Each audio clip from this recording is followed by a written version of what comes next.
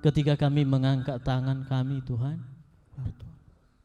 Engkau akan turun tangan atas kami. Dan ketika kami mengangkat wajah kami di hadapan Tuhan, maka Engkau melihat kami dari surga. Di hadirat-Mu Bapa yang baik pada siang hari ini, kami mau mendengarkan sabda kebenaran firman-Mu. Tuhan, tolong kami Bapa yang baik, berilah kami telinga seorang hamba untuk mendengarkan kebenaran firman-Mu. Berilah kami seorang hati hamba untuk kami boleh menyimpan kebenaran firman-Mu, dan terlebih-lebih kami dapat melakukan dalam setiap kehidupan kami pribadi lepas pribadi. Segala kuasa yang bukan berasal daripada Allah yang untuk menghalangi kami mendengarkan kebenaran firman-Mu pada hari ini, kami hancurkan, kami tolak, kami patahkan, kami ikat dalam nama Yesus. Biarlah oleh kuasa Tuhan yang boleh hadir di tempat ini untuk kami boleh mendengarkan kebenaran firman-Mu. Terima kasih Bapa yang baik, berfirmanlah kepada kami. Hati dan pikiran kami siap untuk mendengarkan firman-Mu.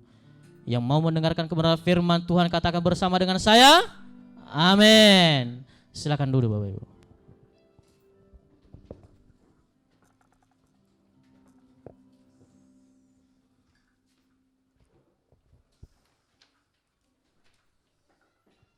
Nyangkut.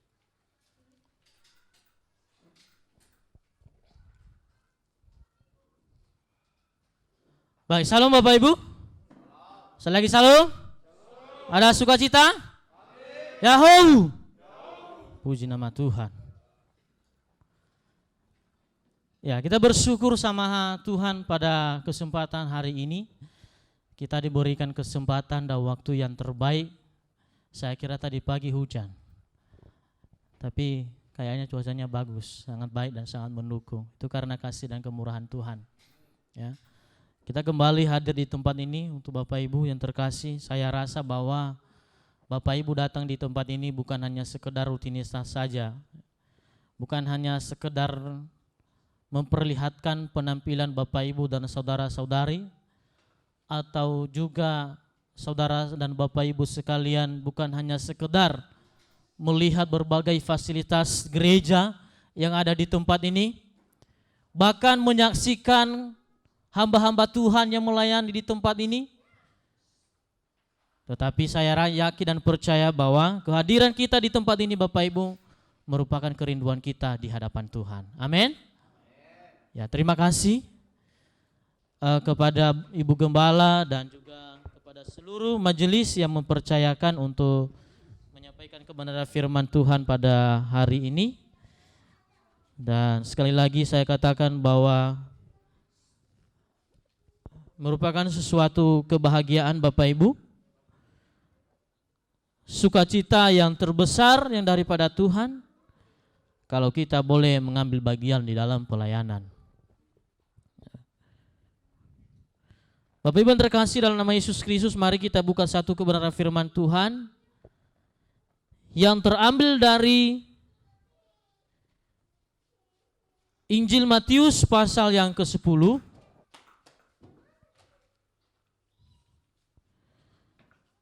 Sekali lagi Injil Matius pasal yang ke-10. Kita baca ayatnya yang ke-5 sampai yang ke-15. Sekali lagi Injil Matius pasal yang ke-10 ayatnya yang ke-5 sampai yang ke-15. Sebagai penutup bagi kita Bapak Ibu, saya akan membacakan ayatnya yang ke-5 dan Bapak Ibu seluruh jemaat Tuhan baca ayat yang ke-6 dan begitu seterusnya nanti di ayat yang ke-9, ayat yang ke-15 kita baca secara bersama-sama. Dengan kerendahan hati saya mengundang kita untuk bangkit bersama-sama berdiri untuk menghormati kebenaran firman Tuhan. Kalau nggak ada di HP silakan dilihat di layar, dan kalau nggak bawa Alkitab mungkin juga silakan dilihat di layar, dan kalau ada HP silakan dilihat tapi mohon di silent supaya tidak terganggu nantinya. Baik, saya bacakan yang ke-5.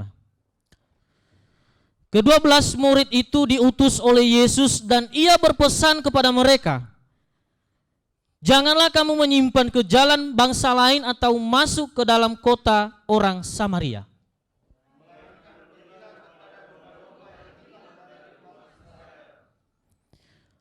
Pergilah dan beritakanlah kerajaan surga sudah dekat.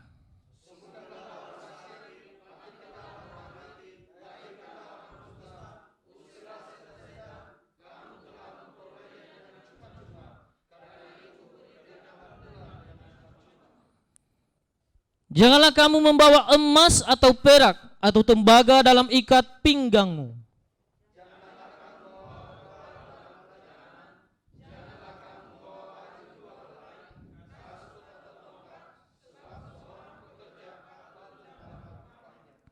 Ayat 11.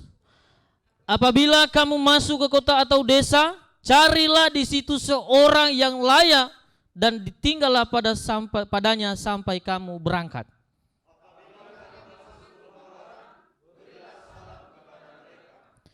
Jika mereka layak menerimanya, salam itu turun ke atasnya. Jika tidak, salam itu kembali kepadamu.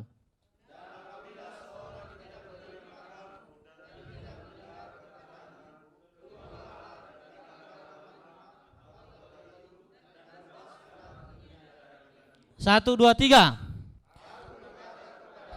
Sesungguhnya pada hari penghakiman, tanah Sodom dan Gomora akan lebih ringan tanggungannya daripada kota itu. Haleluya, puji nama Tuhan. Silakan duduk Bapak Ibu. Ya.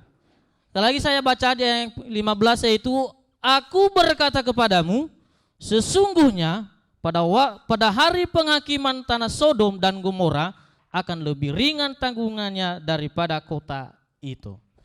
Nah, saudara-saudara yang terkasih dalam nama Tuhan Yesus Kristus, berbahagialah kita yang mendengarkan sabda kebenaran firman Tuhan. Terlebih-lebih kita yang diberkati, yang berbahagia, yang bersukacita dalam nama Yesus Kristus, yang melakukan kebenaran firman itu dalam setiap kehidupan kita pribadi selepas pribadi. Nah, firman Tuhan pada hari ini saya rasa tidak lagi asing bagi kita. Ya.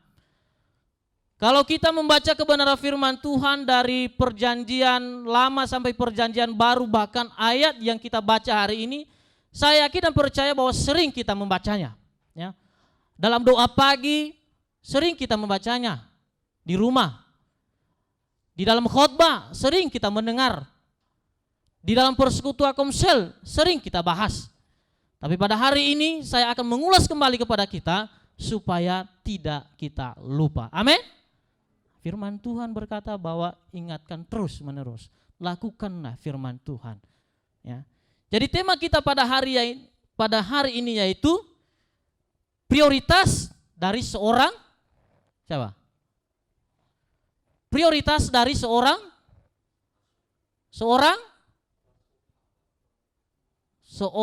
murid. Kan tadi murid ke-12 murid diutusnya. Bisa rasul, bisa hamba, ya jelas semua yang lengkap. Ya. Prioritas dari seorang murid.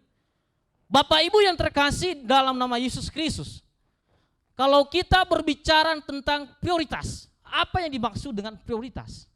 Ya. Tentu Bapak Ibu yang terkasih dalam nama Yesus Kristus, kalau kita melihat prioritas, itu nanti akan muncul, kalau kita share di Google dan sebagainya, kalau kita mencari di KBBI atau Kamus Besar Bahasa Indonesia dan seterusnya, maka di sana akan muncul yaitu yang didahulukan. Betul atau salah? Yang didahulukan, prioritas merupakan yang didahulukan. Kemudian yang diutamakan daripada yang lain. Nah, kalau seorang murid belajar kepada gurunya, maka apa yang pertama yang prioritasnya? Mungkin yang pertama yaitu mempersiapkan diri untuk masuk di dalam pelajaran. Pelajaran-pelajaran sebelumnya yang sudah dibahas, dia akan membuka kembali. Sehingga besok ketika akan disampaikan, dia akan ingat. Dia akan mengerti, oh iya, saya kan sudah bahas. Itu kan? Kemudian Bapak Ibu yang terkasih dalam nama Tuhan Yesus Kristus, seorang murid yang akan diberikan tugas oleh seorang guru, maka yang didahulukan untuk mengerjakan tugas adalah tugas yang hari itu. yang akan diserahkan, yang akan diberikan. Bukan tugas yang lain. Kalau tugas yang lain Bapak Ibu yang terkasih dalam nama Tuhan Yesus Kristus,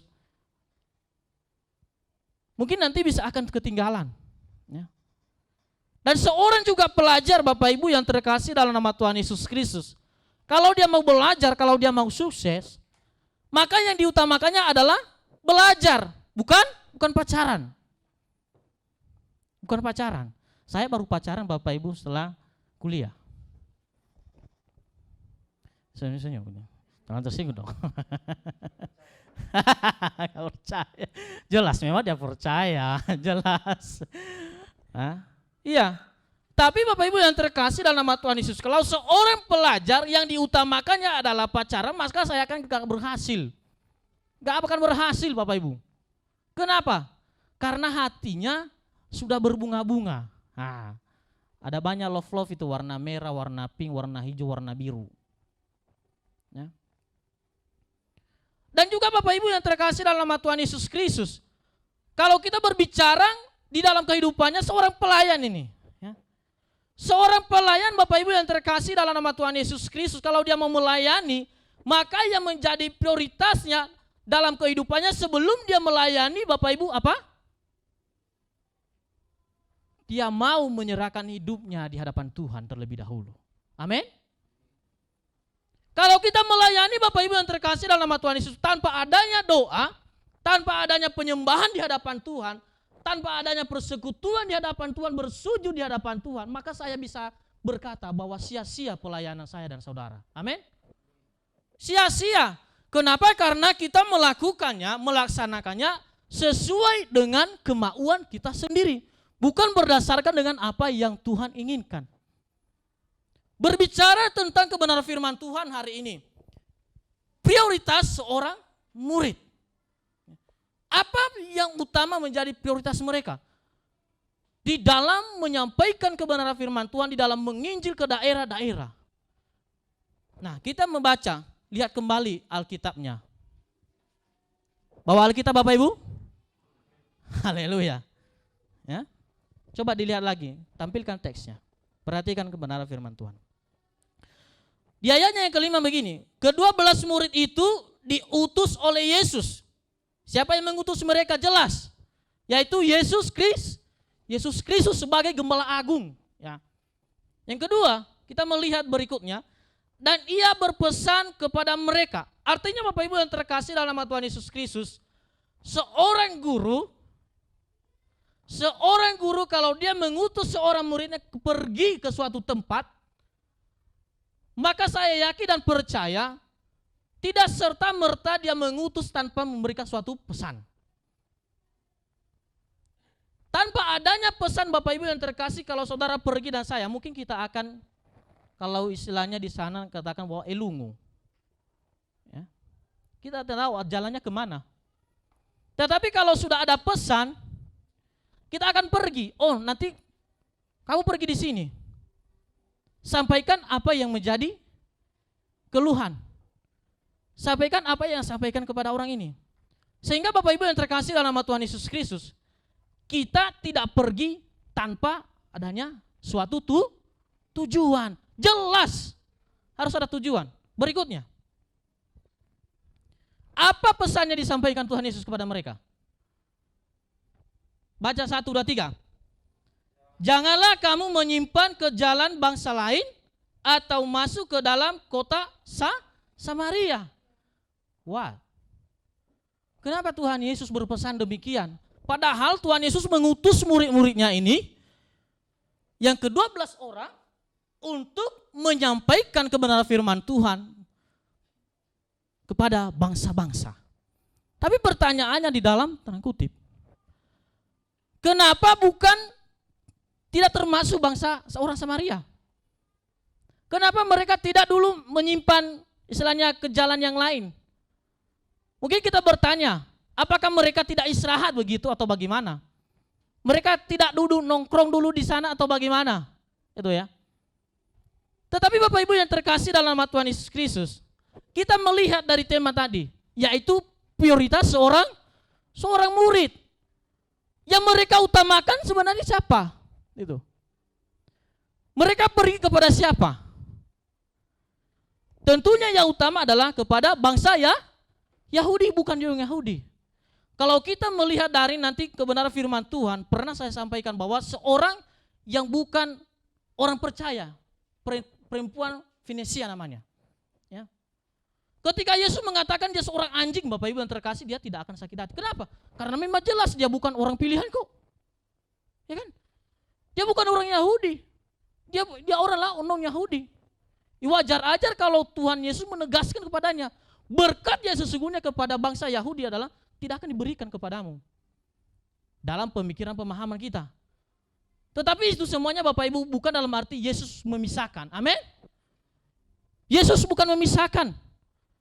Tetapi Yesus menguji bagaimana iman yang ada di dalam seorang perempuan itu. Nah, saudara-saudara yang terkasih dalam nama Tuhan Yesus Kristus, ada suatu tujuan, ada pesan yang disampaikan Tuhan Yesus pada saat itu. Ketika murid-muridnya pergi diutus untuk memberitakan kebenaran firman Tuhan. Nah, kita melihat Bapak Ibu, prioritas yang utama dalam mengerjakan kebenaran firman Tuhan. Siapa prioritas utama yang untuk mendengarkan kebenaran firman Tuhan, untuk menyampaikan kebenaran firman Tuhan dalam kebenaran firman Tuhan ini Bapak Ibu, kita akan melihat ayat yang ke-6, yaitu melainkan pergilah kepada domba-domba yang hilang. Nah, pergilah kepada domba-domba yang hilang dari umat Israel. Itu adalah pilihan Tuhan. Ya. Umat atau bangsa Israel, engkau pergi di sana untuk menyampaikan kebenaran firman Tuhan, untuk sampaikan kepada mereka bahwa Yesus telah datang ke dunia. Yesus yang menjadi juru selamat dunia. Kita tidak heran kenapa Yesus mengutus mereka, karena dalam mindset mereka Bapak Ibu barang bangsa orang Yahudi, mereka masih beranggapan bahwa Yesus itu belum sepenuhnya datang ke dunia. Yang datang itu adalah hanya sebagai pribadi yang untuk membebaskan mereka dari perbudakan. Itu dalam pemikiran mereka, dalam istilahnya dunia politik. Jadi saudara-saudara yang terkasih di dalam nama Tuhan Yesus Kristus, saudara dan saya datang di tempat ini, seluruh jemaat Tuhan yang dikasihi oleh Yesus Kristus. Jelas gak tujuan kita dan pesan Tuhan kepada kita datang di tempat ini atau tidak? Jangan-jangan Bapak Ibu yang terkasih dalam nama Tuhan Yesus Kristus, karena hari Minggu ini ya nggak ada kerjaan, ya udahlah saya mau pergi ke gereja aja, tuh ya. Ya udahlah karena hari Minggu ini kan nggak ada kegiatan juga di rumah, nggak ngapa-ngapain, daripada bosan di rumah ya udah mending saya ke gereja gitu, lihat-lihat berbagai apa deh yang ada di sana, atau ngobrol nanti ke teman-teman yang lain gitu. Oh saya lama nggak ketemu sama dia, oh nanti kalau saya ke gereja pasti saya akan ketemu, oh pasti kita bicara, oh pasti kita akan heboh. Atau dengan kata lainnya Bapak Ibu terkasih dalam Tuhan Yesus Kristus, saudara dan saya yang datang ke gereja hanya untuk bertemu dengan hamba Tuhan yang istilahnya yang super wow gitu. Ya. Jadi ketika hamba Tuhan tersebut berkhotbah Bapak Ibu yang terkasih dalam nama Tuhan Yesus Kristus, yang saudara ingat dari belakang hanya gerak-gerinya saja. Istilahnya hanya intermezzo-intermezzonya saja, menghibur saudara saja. Ya. Mungkin saudara, saya kan hari ini merasa gelisah dan sebagainya. Udahlah saya datang ke gereja, kebetulan hamba Tuhan yang melayani hari ini kesenangan saya. Jadi dia bisa menghibur gitu. Ya berarti kalau buat khotbah lah gitu kita ketawa terus. Ya berarti kita happy lah. Semua masalah hilang. Sehingga Bapak Ibu yang terkasih dalam nama Tuhan Yesus Kristus, ketika saudara berbicara kepada teman yang lain atau kepada orang lain di luar, tadi saya ke gereja loh. Tadi hamba Tuhannya luar biasa gitu. Dia bikin ketawa kita, dia bikin happy. Luar biasa banget. Tapi ketika ada orang lain yang tanya, yang luar biasa di mana? Ketawanya, tapi firman Tuhan, ya saya lupa sih. Tadi saya ingat, cuma itu aja. Bapak Ibu yang terkasih, ada orang yang demikian. Tapi tidak ada di sini, amin? Di sana. Tapi kalau ada saya di sana, saya bilang nggak ada di sana. Puji nama Tuhan, tapi kita ada di tempat ini. Nah saudara-saudara yang terkasih dalam nama Tuhan Yesus Kristus, Apa yang menjadi prioritas utama kita? Apa yang kita dahulukan di dalam kehidupan kita? Apa yang kita utamakan dalam kehidupan kita? Ada istilahnya dalam dunia pendidikan dikatakan di sana bahwa kebutuhan pokok. Kata lain dari kebutuhan pokok apa? Sekunder atau primer? Primer. Bapak Ibu yang terkasih dalam nama Tuhan Yesus Kristus. Tidak mungkin Bapak Ibu yang terkasih dalam nama Tuhan Yesus Kristus, saudara berangan-angan ini, waduh saya membeli mobil. Waduh, sementara Bapak Ibu kita masih ya berada di level yang menengah gitu. Yang sedang banyak kebutuhan-kebutuhan yang lain yang lebih utama. Tetapi karena niat, waduh saya harus membeli mobil ini. Itu bukan kebutuhan yang utama Bapak Ibu. Ya. Atau hal yang sebagainya. Yang utama ditinggalkan. Yang keinginan itu yang didahulukan. Itu salah. Makanya nanti Bapak Ibu yang terkasih dalam nama Yesus Kristus, arah tujuan hidup kita tidak akan pernah tercapai. Kenapa? Ya karena tidak kita memprioritaskan apa yang utama di dalam hidup kita. Amin. Coba kalau kita memprioritaskan yang utama dalam kehidupan kita setiap hari, sebelum kita melakukan segala pekerjaan aktivitas kita, sebelum kita duduk di dapur masak, goreng bawang dan sebagainya. Tadi pagi-pagi istri bikin kue, saya bilang, pagi-pagi bikin kue, ngapain? Nah, buat papi kan. Akhirnya saya berdoa gitu. Ya semuanya itu boleh dilaksanakan, boleh. Itu juga merupakan suatu kebutuhan. Amin. Kalau juga tidak ada kebutuhan jasmani, bagaimana rohani kita ini bisa hidup? Bisa enggak? Memang firman Tuhan berkata, ya masuk-masuk ke kita juga. Tengah bagenya auriniha, ya kan? Madaro mali lo balangnya auri iya. Jelas memang firman Tuhan demikian. Tapi firman Tuhan lain berkata bahwa kalau tidak ada yang bekerja, jangan ia makan. Ya jelas memang. Bertentangan enggak firman itu? Tidak bertentangan. Tetapi yang menjadi prioritas kita adalah apa dulu? Gitu. Apa yang menjadi prioritas utama? Yang kita dahulukan, yang kita utamakan. Kalau saudara menembak seorang cewek, apa saudara menjadi utama? Mungkin saudara udah bilang, kamu cantik ya, biasa gitu. Bukan pengalaman ya. Mungkin dulu yang utama ya, kamu memperkenalkan diri gitu ya. Memperkenalkan diri, saya keluarga dari sini, saya pekerjaannya dari sini. Ya saya nganggur begini 2 tahun, saya tidur terus gitu gimana. Nah itu. Nah jadi saudara-saudara yang terkasih dalam nama Tuhan Yesus Kristus, jelas pesan dan tanggung jawab yang disampaikan Tuhan Yesus kepada murid-muridnya. Pergi kepada bangsa orang Yahudi atau kepada bangsa Israel, domba-domba yang hilang. Disitulah engkau pergi. Dan kemudian dikatakan di sana bahwa sembuhkanlah orang sakit, bangkitkanlah orang mati, tahirkanlah orang kusta, usirlah setan-setan. Kamu telah memperolehnya dengan cuma-cuma, karena itu berikanlah pula dengan cuma-cuma. Itu yang mereka lakukan. Bukan Tuhan Yesus berkata pindahkan gunung, bukan.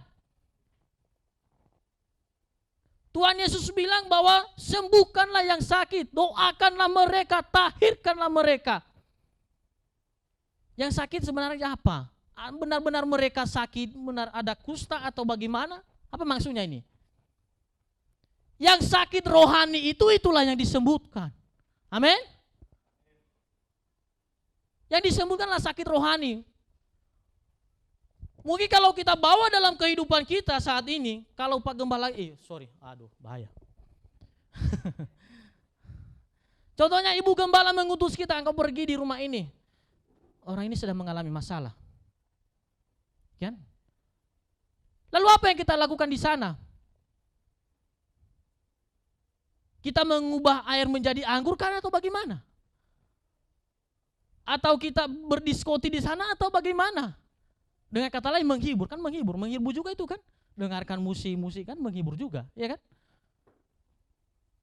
Tetapi yang sebenarnya adalah sembuhkanlah mereka yang sakit. Yang sakit rohani itulah yang kau sembuhkan. Tahirkanlah mereka dari segala persoalan, permasalahan mereka. Supaya mereka bangkit dari keadaan terburukan mereka. Itulah yang disampaikan oleh Tuhan Yesus kepada murid-muridnya pada saat itu. Banyak orang saat ini Bapak Ibu yang sakit rohani, banyak. Dan itulah tanggung jawab saya dan saudara untuk pergi kepada mereka. Suatu saat nanti kita akan pergi seluruh jemaat-jemaat Tuhan. Kemana? Siapa sih orang-orang yang tidak datang ke gereja ini? Ingat Bapak Ibu hari ini kiri kanan saudara, ingat. Lihat dulu mukanya dulu, lihat dulu. Dilihat dulu mukanya kiri kanan. Kalau tidak datang hari Minggu, ingat. Ya. Nah saudara-saudara yang terkasih dalam Tuhan Yesus, itulah tujuannya. Itulah prioritas kita sebagai seorang pelayan dan murid Tuhan. Sembuhkanlah mereka, kuatkanlah mereka, hiburkanlah mereka. Supaya mereka mengalami kebaikan dan kemurahan Tuhan. Nah saudara-saudara yang terkasih dalam Tuhan Yesus Kristus, ada larangan Bapak Ibu. Jadi bukan hanya saja pergi murid-muridnya ini tadi, bukan hanya saja mengingat pesan, dan bukan hanya saja juga menjalankan tugas dan tanggung jawab mereka, tetapi ada larangan yang disampaikan oleh Tuhan Yesus kepada mereka. Di mana itu? Coba dilihat dulu. Mana larangannya? Ayo.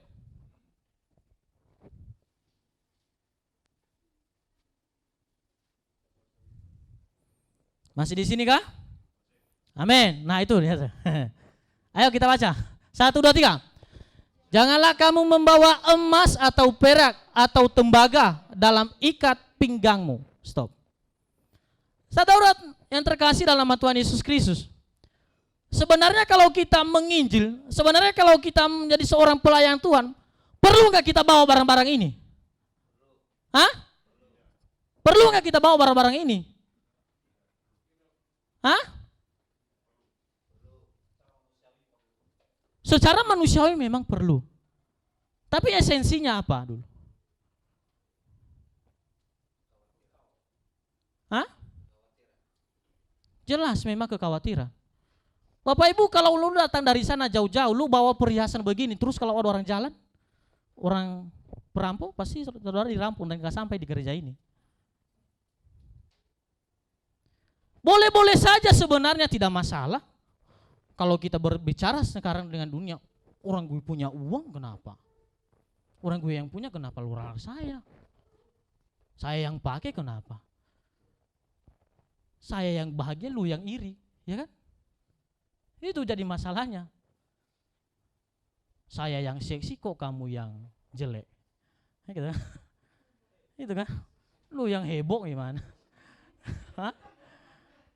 Itu kan itu contohnya kan. Kok saya yang jadi masalah, kok lu yang kepo gimana sih lu? Gitu kan.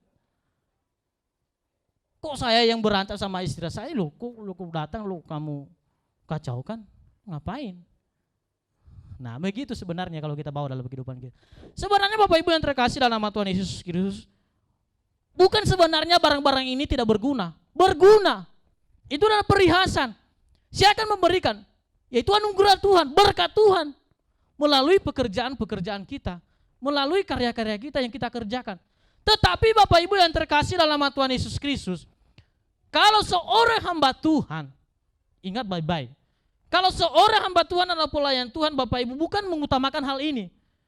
Makanya Tuhan Yesus larang kepada mereka bahwa janganlah kamu membawa emas atau perak atau tembaga dalam ikat pinggangmu.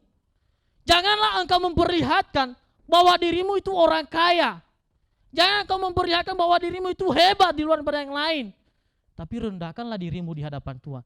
Engkau sebagai seorang hamba. Esensinya tadi saya bilang kepada kita sebagai seorang hamba. Itu esensinya. Dan banyak sekarang Bapak Ibu yang terkasih dalam nama Tuhan Yesus Kristus yang kehilangan esensinya sebagai seorang hamba. Dan kemudian datang di gereja melayani Tuhan, mencuri kemuliaan Tuhan. Saya luar biasa. Saya menyampaikan firman Tuhan. Oh haleluya. Oh saya berdoa puasa. Yang dilakukan oleh orang Farisi, saya berdoa dan saya berpuasa 2 kali seminggu. Dan saya melakukan apa yang menjadi kewajiban saya. Tuhan Yesus bilang apa? Enyahlah engkau daripada aku sekalian, sebab aku tidak akan mengenal. Haleluya. Nah Bapak Ibu yang terkasih dalam nama Tuhan Yesus Kristus, yang menjadi prioritas utama para murid bukan ini. Makanya Tuhan Yesus larang mereka. Bukan itu. Tapi yang menjadi prioritas utamamu adalah kebenaran firman Tuhan itu bagaimana bisa tersampaikan kepada orang-orang yang belum mendengarkan Injil. Jangan-jangan nanti Bapak Ibu emas atau peraknya hilang di jalan. Dia cari dulu itu dan akhirnya ketinggalan itu. Ya kan? Dicari dulu gimana? Kok hati-hati saya gimana ya? Nah, itu kok dompet saya hilang ya? Nah itu. Nah gitu kan? Dan akhirnya tujuan prioritas kita yang utama adalah tidak tercapai. Kenapa? Nalawai bakada nu areur badao, ya kan? Nu areur badao. Nah, saudara-saudara yang terkasih dalam nama Tuhan Yesus Kristus. Oh, masih jam 11:30. Lanjut. Kemudian, lanjut ayat berikutnya. Kita baca lagi, mohon ditampilkan supaya ini 10. Ayat 10. Nah, kita baca sekali lagi. 1, 2, 3. Janganlah kamu membawa bakal dalam perjalanan. Janganlah kamu membawa baju 2 helai, kasut atau tongkat, sebab seorang pekerja patut mendapat upahnya. Saudara-saudara yang terkasih dalam Tuhan Yesus Kristus. Pertanyaannya begini, logika saja. Terus bagaimana dia kalau lapar di perjalanan? Janganlah kamu membawa bakal dalam perjalanan. Janganlah kamu membawa baju. Oh kalau baju lah, ini maksudnya 2 helai, maksudnya 2 lembar gitu. 2 pasang gitu. Ya gak apa-apa 1 pasang bisa lah. Nah, kasut atau tongkat, sebab seorang pekerjaan patut mendapat umpahnya. Ini aja dulu yang kita garis bawahi tadi. Janganlah kamu membawa bakal dalam perjalanan. Pertanyaannya, kalau dia lapar di perjalanan bagaimana? Di tengah-tengah perjalanan bagaimana? Atau dia haus gitu? Kalau kita pikir, ini Tuhan Yesus sadis ya. Sadis gitu. Kenapa dia larang murid-muridnya untuk membawa bakal makanan? Sementara perjalanan mereka menuju ke kota Yudea, menuju ke Samaria dan sebagainya. Itu perjalanan jauh Bapak Ibu, bukan dekat. Tapi kembali tadi dalam pribadi kita. Kenapa semuanya itu Tuhan melarang? Kenapa semuanya itu Tuhan mengingatkan kepada mereka? Supaya mereka tidak berfokus kepada hal-hal jasmania. Amin. Tidak berfokus kepada hal-hal jasmania Bapak Ibu. Oh Tuhan, apa yang saya makan nanti ya? Oh Tuhan, nanti juga kalau kami lapar bagaimana ya? Entar nanti kalau kami haus bagaimana ya? Beda kalau kita sekarang, kalau kita diutus. Contohnya ini, utus kamu pergi di sini pasti dikasih uang transportasi setidaknya gitu ya. Tapi enggak. Apa yang Tuhan Yesus? Inilah yang mereka bantu contoh. Ini yang mereka sebenarnya ambil dalam hidup. Ini yang mereka tanamkan dalam kehidupan mereka, bahwa sebab seorang pekerjaan patut mendapat upahnya. Artinya Tuhan pelihara mereka di dalam perjalanan mereka. Tuhan pelihara mereka dalam tugas mereka. Tuhan utus nanti seorang hamba-hambanya yang berbaik hati untuk mencukupkan keperluan dan kebutuhan mereka. Amin. Saudara, apa yang saudara ragukan sekarang ini? Apa yang saya ragukan sekarang ini? Banyak, bahkan menumpuk. Bahkan bisa dikatakan tidak bisa lagi kita pikul. Kenapa? Terlalu banyak. Tapi saudara-saudara yang terkasih dalam nama Tuhan Yesus, engkau melihat keajaiban dan kemurahan Tuhan. Saudara yakin dan percaya bahwa ketika prioritas utama yang saudara harus jalani, maka saya akan percaya karya Tuhan, mujizat, keajaiban Tuhan akan dinyatakan dalam hidup saya dan saudara. Amin.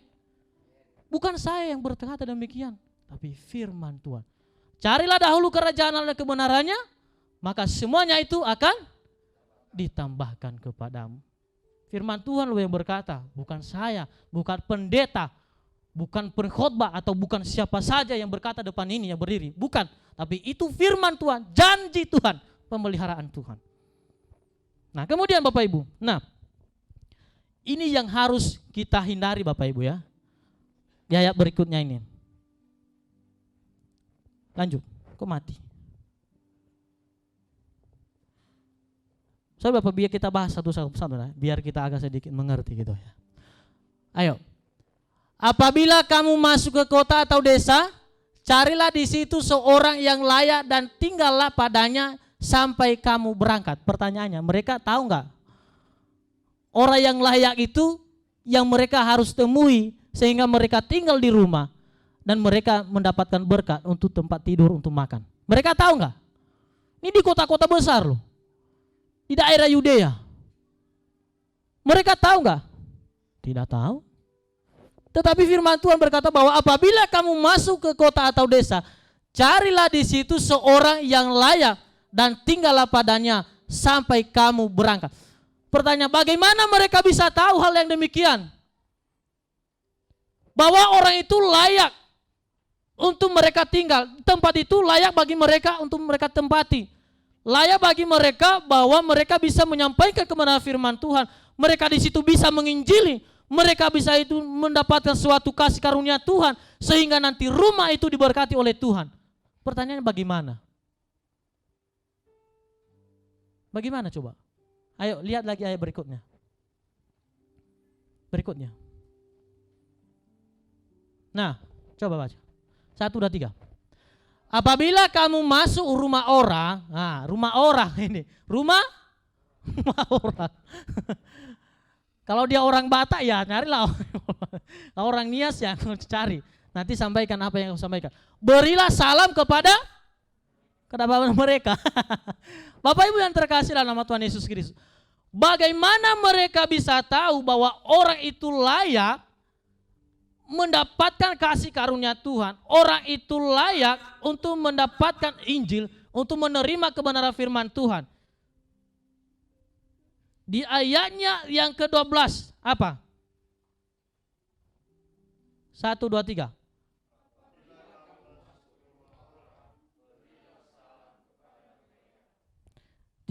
Jika mereka layak menerimanya,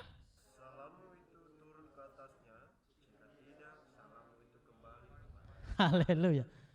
Yang pertama adalah mereka tahu, mereka lihat bahwa orang itu layak untuk diberkati, layak untuk mendapatkan Injil kebenaran firman Tuhan. Ketika mereka sampaikan salam, maka salam itu akan turun atas mereka. Dan kalau tidak, maka salam itu akan kembali kepada kita. Nah, saudara-saudara yang terkasih dalam nama Tuhan Yesus Kristus, ini juga merupakan sopan santun. Sopan santun Bapak Ibu. Bapak Ibu yang terkasih dalam nama Tuhan Yesus Kristus. Orang aneh kalau mau pergi ke rumah orang lain, dia tidak mengetuk pintu, terus dia lewat jendela dan juga langsung ke dapur. Itu namanya orang aneh. Kalau orang Bapak Ibu yang mau bertamu, yang baik ya. Kalau orang yang mau bertamu di rumah siapa saja, tentu dia dulu yang kalau bahasa daerah Kiasia ataupun tu ya ahou, ya kan? Kalau dalam bahasa Batak dia horas. Kalau bahasa Jawa apa ya? Siapa orang Jawa di sini? Pak Karisa apa? Bahasa Jawanya apa? Hah? Kalau kita kan ya ahou. Kalau bahasa Batak horas. Salam alaikum. Nah, jadi saudara-saudara yang terkasih dalam Kristus, ini juga berbicara tentang pola perilaku kehidupan seseorang, ya. Jadi kita juga bukan hanya tahu tentang hal-hal rohani saja, artinya kita juga tahu tata krama, amin. Kita tahu juga cara hidup yang benar, sopan santun kepada orang lain. Tidak mungkin Bapak Ibu yang terkasih kita bertamu kepada orang, kita langsung masuk Bapak Ibu, kita langsung ke dapur terus kita tanya apa makanan sudah masak belum? Udah masak apa sih? Apalagi kalau orang itu kita tidak kenal sama sekali. Dan begitu juga sebaliknya, mungkin dia berkata, lu orang gila kali ya. Ya kan? Nah, itu juga berbicara tentang sopan santun, tata krama, kedisiplinan hidup. Nah, kenapa harus salam yang mereka sampaikan? supaya di dalam rumah tersebut ada damai sukacita yang berasal daripada Tuhan. Dan kalau mereka tidak menerima itu Bapak Ibu yang terkasih, maka salam itu akan kembali kepada kita. Ya. Tetapi bagaimana mereka mengetahui hal demikian tadi? Yang mereka tahu, kalau salam yang mereka sampaikan, ikut akan turut atas mereka. Berarti orang itu, orang yang diberkati Tuhan. Orang yang layak untuk mendengarkan kebenaran firman Tuhan. Dan di situ Tuhan akan utus orang malaikatnya untuk memberikan kasih belas kasihan kepada orang tersebut untuk memelihara hamba-hambanya tadi. Amin. Nah makanya firman Tuhan Bapak Ibu, janganlah kau bawa emas atau perak, jangan kau bawa lumbu-lumbumu dan sebagainya, jangan kau bawa dompet-dompetnya ketebal. Kenapa? Karena kalau engkau membawa itu, esensinya prioritas utamanya nanti yang engkau sampaikan tujuannya tidak akan tercapai. Tetapi sepenuhnya kita bergantung kepada Tuhan. Karena Tuhanlah yang memelihara saya dan saudara. Tuhan kok yang mengutus? Kalau Tuhan yang mengutus Bapak Ibu dan saya, terjamin atau tidak? Terjamin atau tidak? Terjamin. Kalau Tuhan yang mengutus pasti akan terjamin. Kecuali kalau manusia, saya nggak tahu. Kalau manusia yang mengutus. Contohnya Pak Jeffrey mengutus saya begini. Oh kamu pergi ke sana. Saya belum tentu tahu atau bagaimana. Tapi kalau Tuhan yang berbicara, pasti kita akan terpelihara. Nah saudara-saudara yang terkasih dalam nama Tuhan Yesus Kristus.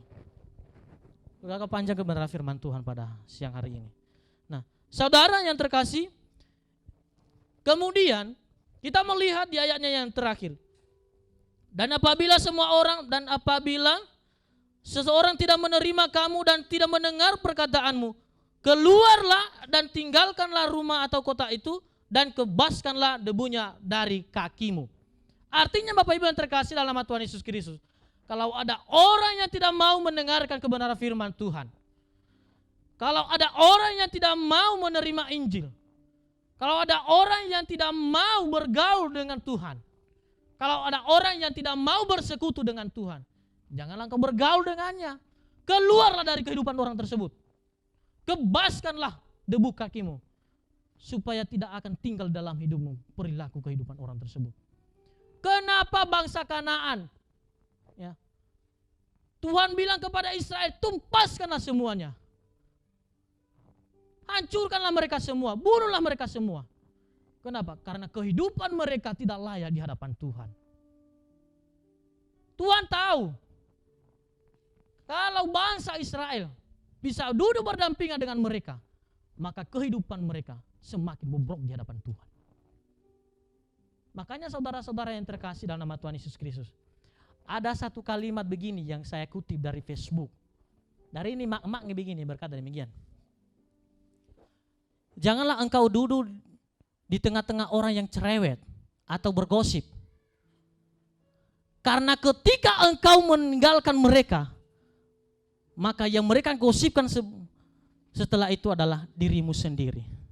Saya ketawa, sadis banget ya, begitu ya. Hati-hati Bapak Ibu yang terkasih dalam Yesus Kristus. Kalau kita berada di lingkungan orang yang istilahnya berbeda dengan kita, memang fine-fine saja, no problem. Tetapi hati-hati Bapak Ibu, jangan sampai kehidupan kita sama dengan mereka. Makanya firman Tuhan berkata bahwa di Roma pasal 12 ayat kedua berkata bahwa berubahlah oleh pembaharuan budimu. Janganlah engkau menjadi serupa dengan dunia ini, berubah oleh pembaharuan budimu supaya engkau bisa membedakan mana yang baik, yang berkenan kepada Allah dan yang sempurna. Kalau kita sama dengan mereka, apa bedanya dengan saya dengan saudara? Ya kan? Tapi kalau kita beda dengan mereka, kita tidak sama dengan dunia ini, pasti kita akan bisa membedakan apa yang baik, yang berkenan kepada Tuhan. Dan akibatnya Bapak Ibu, orang yang tidak mau mendengarkan kebenaran firman Tuhan itu, orang yang tidak akan memberikan hatinya untuk menerima kehadiran Tuhan dalam kehidupannya, maka di ayat yang ke-15 kita sama-sama bacakan, silakan di atas. 1, 2, 3. Aku berkata kepadamu, sesungguhnya pada hari penghakiman tanah Sodom dan Gomora akan lebih ringan tanggungannya daripada kota itu. Bapak Ibu yang terkasih, mau gak kita seperti ini? Bapak Ibu yang terkasih dalam nama Tuhan Yesus, kota Sodom dan Gomora dihancurkan oleh Tuhan karena kehidupan mereka tidak berkenan kepada Tuhan. Ya. Kehidupan mereka jauh dari hadapan Tuhan, maka Tuhan akan mengizinkan kota itu hancur. Tuhan akan menurunkan apinya untuk dapat menghancurkan kota tersebut. Tapi Tuhan katakan, kalau ada orang yang demikian yang tidak mau mendengarkan kebenaran firman Tuhan, yang menolak Injil, yang menolak kebaikan Tuhan, kemurahan Tuhan, maka hukumannya ini Bapak Ibu, tanggungannya ini lebih ringan dari tanggungan daripada kota itu. Dalam istilahnya Bapak Ibu, orang tersebut yang tidak mau menerima kebenaran firman Tuhan, lebih besar yang dialami oleh kota ini. Lebih besar yang dialami dari kepada kehancuran kota ini. Itulah yang akan terjadi dalam kehidupannya nantinya. Saya tidak menghakimi, tetapi firman Tuhan berkata, firman Tuhan yang dan amin tidak akan pernah berubah. Langit dan bumi bisa hancur, tapi firman Tuhan tidak akan berubah. 1 titik, 1 koma, itu tidak akan pernah berubah. Makanya Bapak Ibu yang terkasih dalam nama Tuhan Yesus Kristus, dalam hidup ini apalah yang menjadi prioritas kita? Amin. Apa yang menjadi prioritas kita? Apakah kita utamakan dulu Bapak Ibu untuk pergi ke sana kemari? Apakah dulu Bapak Ibu yang terkasih kita utamakan pekerjaan kita daripada keluarga kita? Apakah kita mengutamakan pekerjaan kita daripada anak-anak kita? Semuanya sama-sama penting, tetapi ada yang lebih penting dan yang lebih utama. Nah, jadi saudara-saudara yang terkasih dalam nama Tuhan Yesus Kristus, apa yang menjadi kesimpulan dalam kebenaran firman Tuhan ini? Kesimpulan yang kita ambil dalam kebenaran firman Tuhan ini Bapak Ibu yang terkasih, bahwa prioritaskanlah Tuhan dalam segala aspek kehidupan. Ya. Carilah wajahnya setiap saat, duduklah di hadapan Tuhan, rendahkanlah dirimu dan hatimu di hadapan Tuhan. Maka engkau akan melihat keajaiban-keajaiban Tuhan. Kasih karunia Tuhan, karya Tuhan yang Tuhan kerjakan di dalam hidup saya dan saudara. Jadi saudara-saudara yang terkasih dalam nama Yesus Kristus, firman Tuhan yang boleh kita dengarkan pada hari ini, biarlah ini menjadi suatu patokan di dalam kehidupan kita. Ya.